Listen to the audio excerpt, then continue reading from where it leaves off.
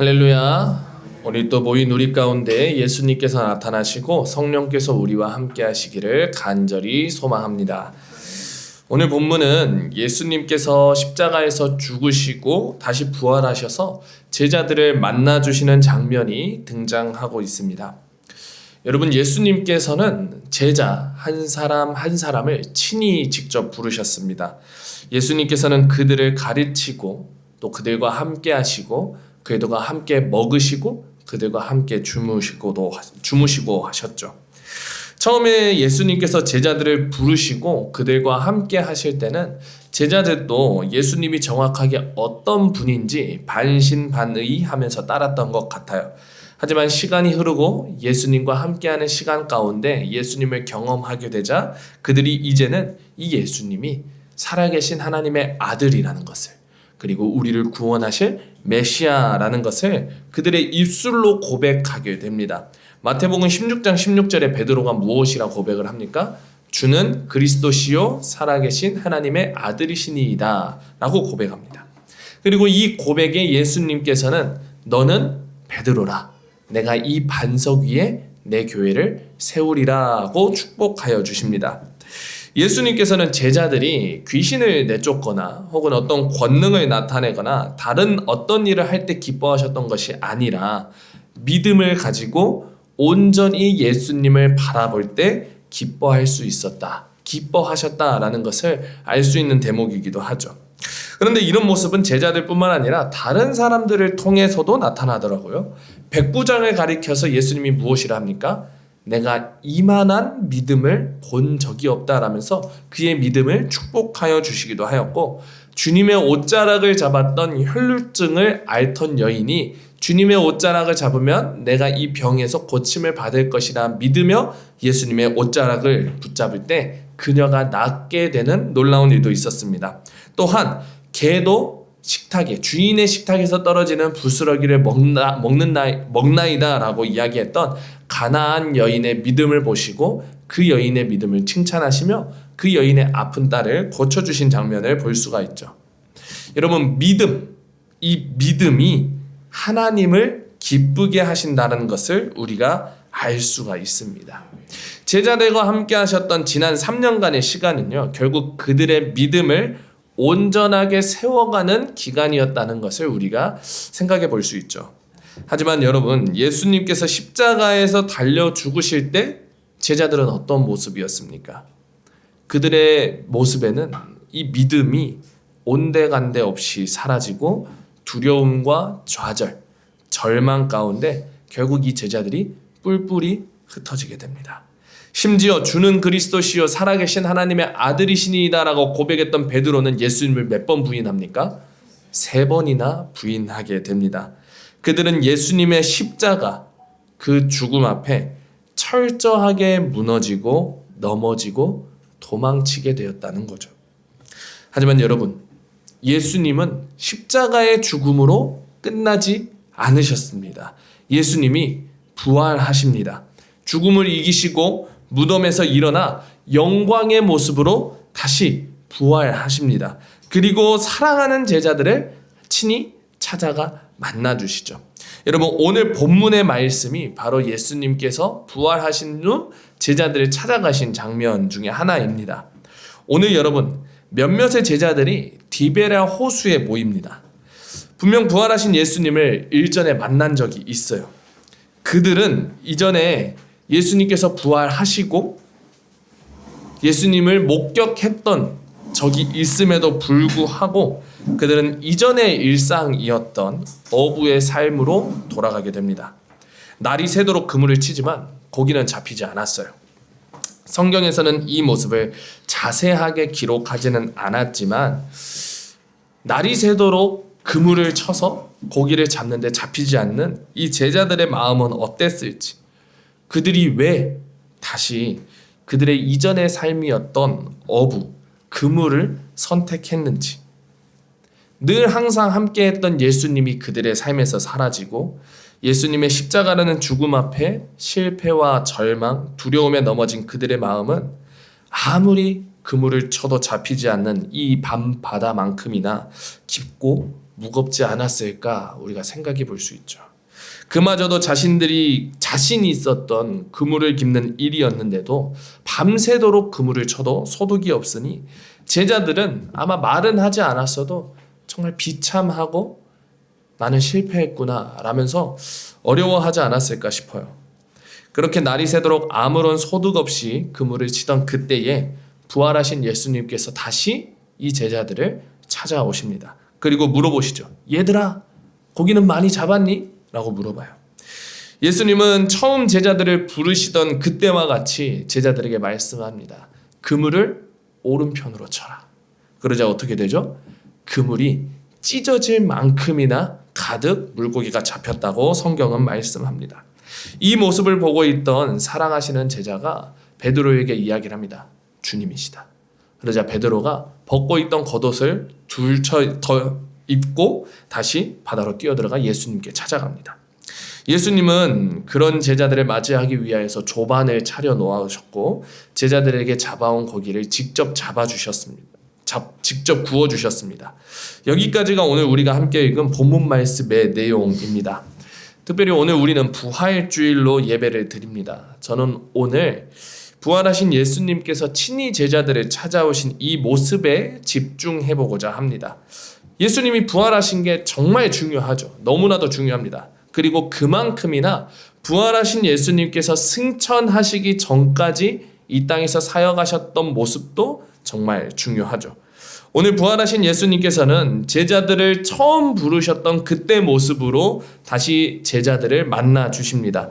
디베랴 호수에서 제자들을 다시 부르시고 만나 주시는 이 말씀이 오늘 우리들의 삶에도 찾아오시는 부활하신 예수님을 발견하는 통로가 될 수 있기를 간절히 소망합니다.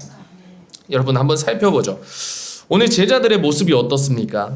사실 제자들은 디베랴 호수에 모이기 이전에도 부활하신 예수님을 만나기도 했고 목격하기도 했습니다. 하지만 오늘 요한복음 21장의 분위기는 부활이라고 하는 영광처럼 명량하거나 기대감으로 가득 차 있거나 밝거나 하지는 않습니다. 새로운 출발을 기대하며 나는 물고기나 잡으러 가겠노라 라고 이야기한 게 아니라 하는 수 없이 결국 돌아 제자리였구나 라는 느낌으로 암울하고 비관적인 모습이 보여지고 있다는 거죠. 왜 그럴까요? 왜 제자들은 부활하신 예수님을 목격하고 만났음에도 불구하고 그들의 마음은 이토록 무거운 것일까요? 여러분, 제자들은 부활하신 예수님보다 먼저는 자신을 향한 비난과 정죄가 가득했습니다.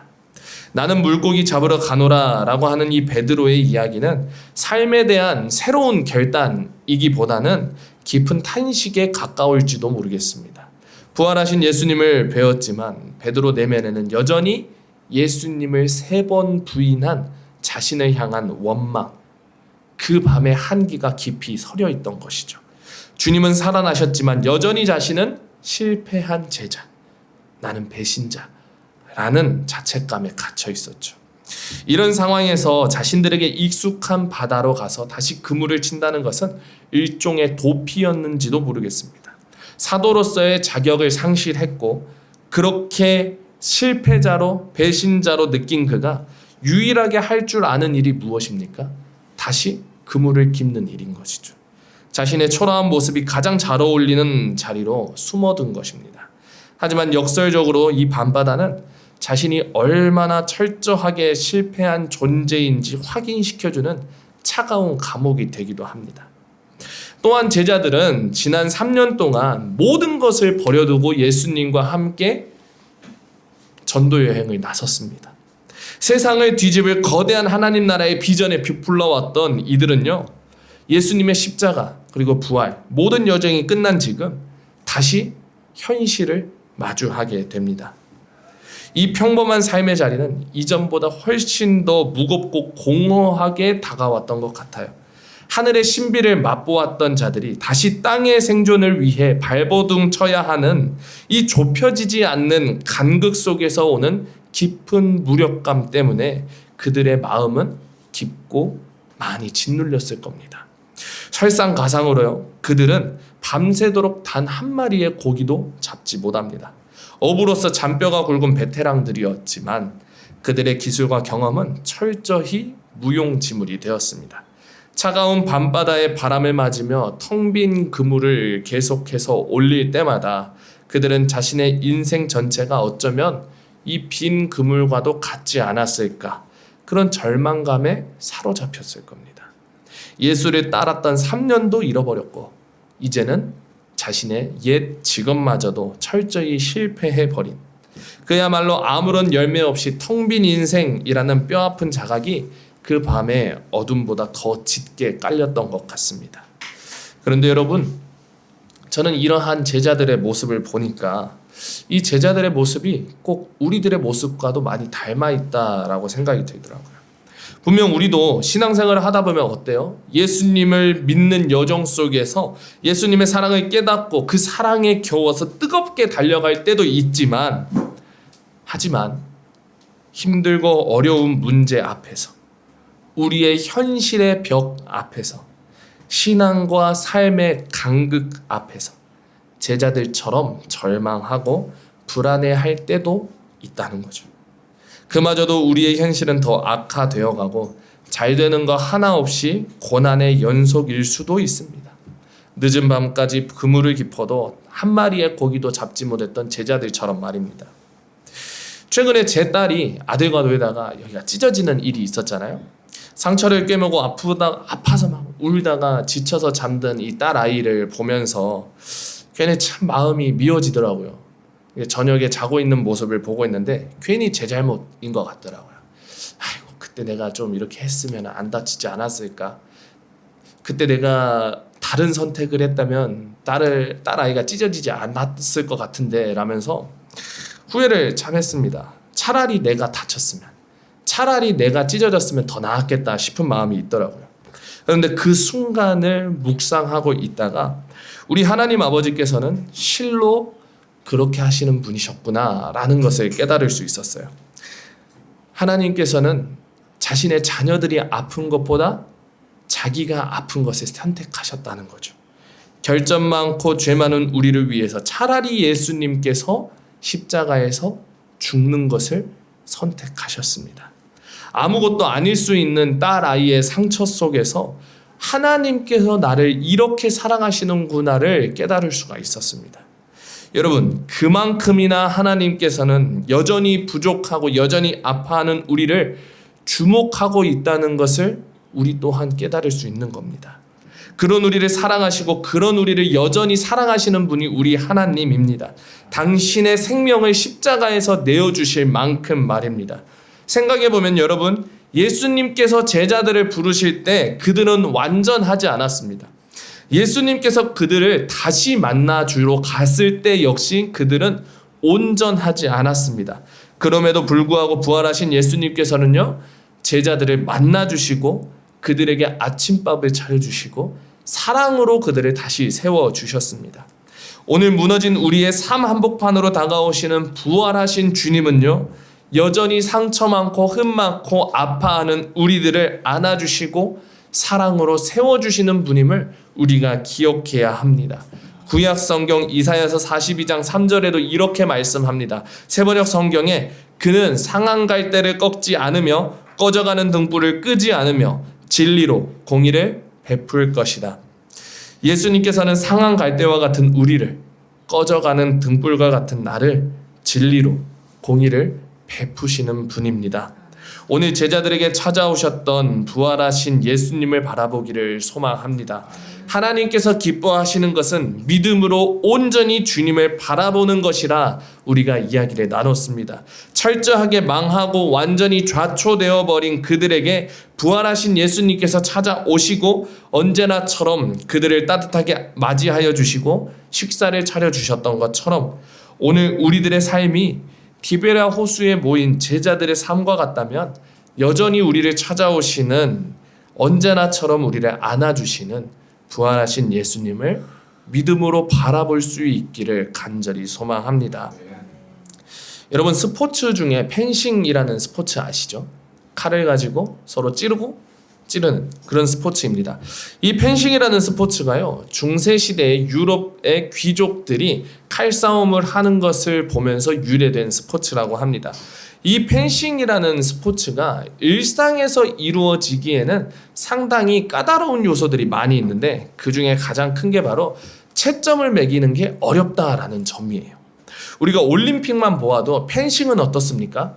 고속 화면으로 보아야 누가 찔렀는지 누가 찔렸는지 알 수 있는 스포츠예요. 그래서 삐 소리가 나기 이전까지에는 어떤 사람이 득점했는지 모르는 게 펜싱입니다. 워낙 빠르고 까다로운 스포츠다 보니까 일상에서 이루어지기에는 참 어렵다라고 하는데요. 오늘날에 들어서는 최첨단 장비들이 보호구에 이렇게 착용이 되고 전자 스코어링을 통해서 채점을 매기는 방식을 하지만 전통적인 펜싱을 배우다 보면은요, 전자 스코어링 장비를 차지 않고 그냥 경기를 진행한다고 합니다. 그렇다면 여러분 어떻게 점수를 매길 수 있을까요? 펜싱은 칼이 워낙 빠르기 때문에 찌른 사람도 내가 제대로 찔렀는지 비껴 찔렀는지 못 찔렀는지 알기가 어렵다고 합니다. 그런데 단 한 사람, 경기를 하는 도중에 단 한 사람은 그걸 확실히 알 수 있다고 해요. 누가 알 수 있습니까? 찔린 사람은 알 수 있는 거죠. 내가 찔렸는지 비껴 찔렸는지 안 찔렸는지 찔린 사람은 알 수 있어요. 칼을 맞은 사람이 알 수 있다라고 합니다. 그래서 펜싱은 득점을 하면 투쉐라는 말을 쓴대요. 이 투쉐가 축구에서는 골과 같은 이야기인데 이 투쉐, 득점을 의미하는 투쉐라는 단어를 해석을 해보면은 찔렀다가 아니라 찔렸다라는 의미래요. 이게 무슨 의미일까요? 본래 펜싱은 득점한 사람이 제가 점수 땄습니다 라고 하는 게 아니라 원래 펜싱은 어떤 게임이에요? 찔린 사람이, 찔렸던 사람이 제가 졌습니다 라고 인정하는 게임이다 라는 거예요.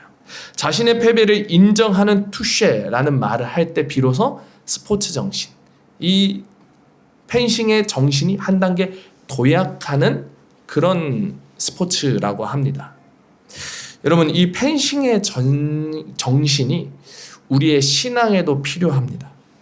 내가 나의 삶에 무너진 그 순간 속에서, 믿음이 연약해서 좌절하고 절망하는 그 순간 속에서, 무너졌던 그 순간 속에서 내가 막 무언가를 잘해보려고 노력하고 발버둥치고 내 힘과 노력으로 애를 쓰는 것이 아니라 지금 있는 우리의 모습을 하나님 앞에 인정하고 하나님께 투쉐 고백할 수 있어야 된다는 것이죠.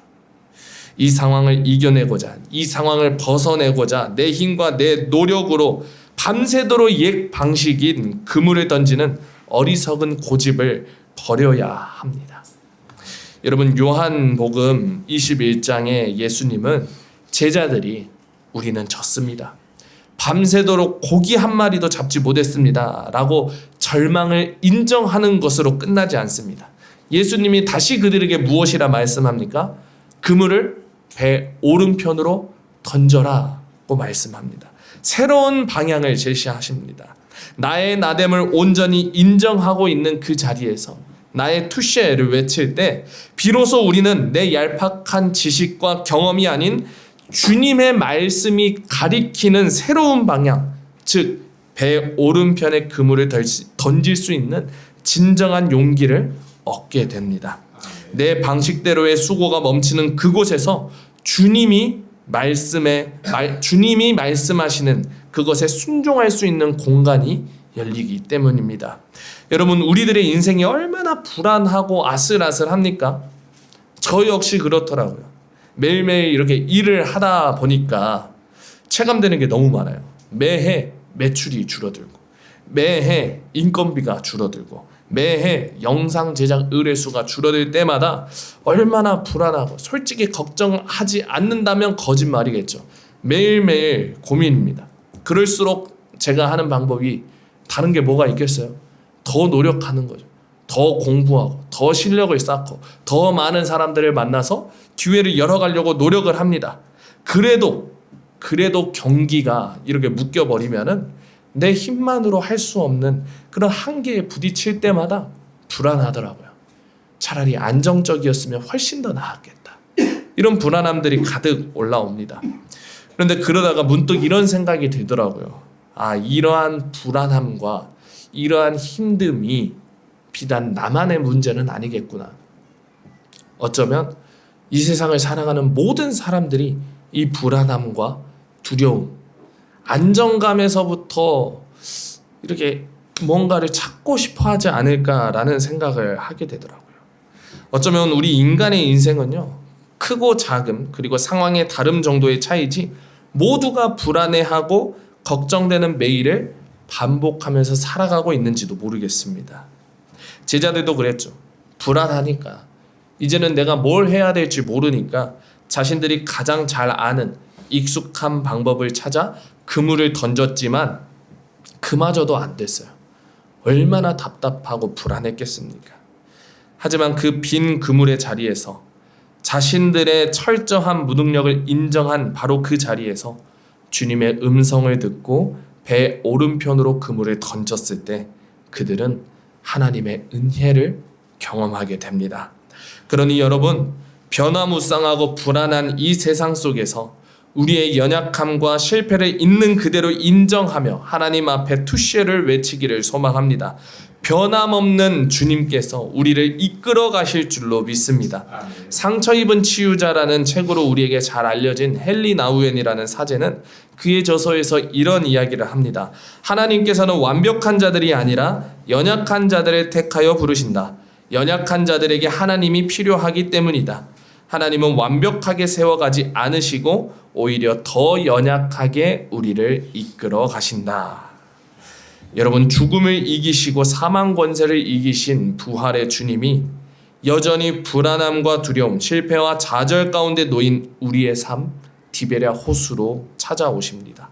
무너진 그 자리에서 우리를 위로하여 주실 뿐만 아니라 이제는 내 경험이 아닌 주님의 말씀에 의지하여 다시 한번 배 오른편으로 그물을 던질 수 있는 사명과 용기를 불어 넣어주고 계십니다.